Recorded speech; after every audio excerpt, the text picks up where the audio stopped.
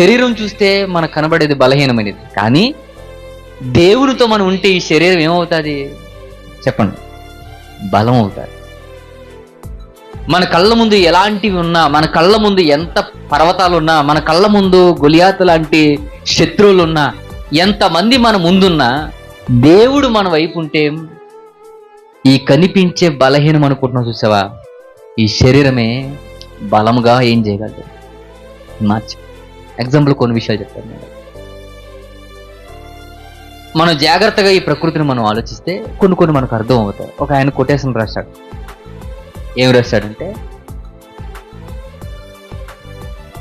నీరు బలమైనదా అగ్ని బలమైనదా అని అంటే ఏది బలమైనది చెప్పండి?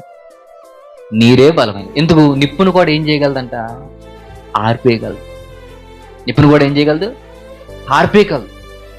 అగ్ని బలమైనదా మనం బలమైన వాళ్ళమా చెప్పండి? ఏది బలమైంది? ఏది బలమైంది? అగ్నియే. ఎందుకు? అది నిన్ను కూడా ఏం చేయగలదు? ఒకవేళ నువ్వు పుల్ల ఇచ్చావు కానీ అగ్గు పుల్ల కూడా నిన్ను ఏం చేయగలదు? భయపెట్టగలదు, భయపెట్టలేదు,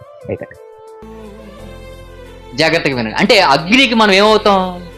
భయపడతాం. అంటే మనకంటే ఎవరు బలవంతులు ఇప్పుడు? అగ్నియా మనమా? ఎవరు? అగ్నియే. ఎందుకు? అగ్ని మనల్ని ఏం చేయగలదు? మనల్ని కాల్చగలదు. ఇప్పుడు ఎగ్జాంపుల్కి మీకు ఎగ్జాంపుల్ చెప్తున్నాను, జాగ్రత్తగా వినండి. అదే దేవుడు మనతో ఉంటే, ఆ దేవుడు మన వైపు మనం ఉంటే, దేవుళ్ళు మనం ఉంటే, అగ్ని మనం ఏం చేయగలదా? షడ్రకు మేషకు అబేద్నగోల్ని ఎక్కడేశారు? అగ్నిలో వేశారు. అగ్నిలో ఏమవలేదు? కాలిపోలేదు. కాలిపోవడానికి రీజన్ ఎవరు? దేవుడు. అంటే అలాంటి శక్తిని ఎవరిచ్చారు? దేవుడు ఇచ్చాడు. చూడండి, మరి మిగతా వాళ్ళు వేస్తే ఏమైపోయారు? బూడిదైపోయారు. అంటే దేవుడు మన వైపు ఉంటే, దేవుడు మనతో ఉంటే, దేవునితో మనం ఉంటే చెప్పండి, ఈ బలహీనమైన శరీరం కూడా ఏమవ్వగలదు చెప్పండి? ఏమవుతుందా? బలం అవ్వగలదు. ఇది